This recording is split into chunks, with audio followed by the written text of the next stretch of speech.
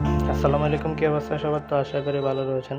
আজকে আমি আপনাদেরকে দেখাবো সিলিং ফ্যানে ৩ তার থাকলে কীভাবে আপনারা ক্যাপাসিটর কানেকশন ঠিক করবেন। তো ৩ তার থাকলে আপনারা যেভাবে কানেকশনটি করবেন, তো দেখুন আমার এখানে তার রয়েছে লাল, নীল, সবুজ। তো এই ৩টার সাথে আপনারা প্রথমে সিরিজ লাইন দিয়ে মেপে নেবেন কোনটার সাথে কোন দুইটার সাথে লাইট একদম কম জ্বলে। তো যে দুইটার সাথে লাইট একদম কম জ্বলবে ওই দুইটার সাথে আপনারা লাইট তার দিয়ে চেক করে নিয়ে ক্যাপাসিটরটি লাগিয়ে ফেলবেন। তো আমার এখানে দেখুন নীল আর সবুজের সাথে আমার কিন্তু লাইটটি কম জ্বলেছিল, আমি ওইভাবে ক্যাপাসিটরটি লাগিয়ে নিয়েছি। আর আপনারা যারা নতুন বাসায় ফ্যানের ক্যাপাসিটার চেঞ্জ করবেন তারা কি করবেন, একটা একটা করে তার খুলবেন, তারপর একটা একটা করে লাগিয়ে দিয়ে ট্যাপ মেরে দিয়ে সুন্দর মতো লাগিয়ে দেবেন। তো দেখুন আমার এখানে নীল আর সবুজের সাথে ক্যাপাসিটার লাগানোর পরে আমরা এখান থেকে চেক করেছি কোনটার সাথে ডাইনে করে। তো দেখুন আমার লাল তারটি হচ্ছে কমন, তারপর নীল তারটি হচ্ছে আমাদের সবুজ তারটি হচ্ছে আমাদের ক্যাপাসিটার কমন, মানে আমাদের দুইটা লাইন উপরে উঠবে লাল তারের সাথে আর সবুজ তারের সাথে আমরা কানেকশন দিয়ে ট্যাপ মেরে দিয়ে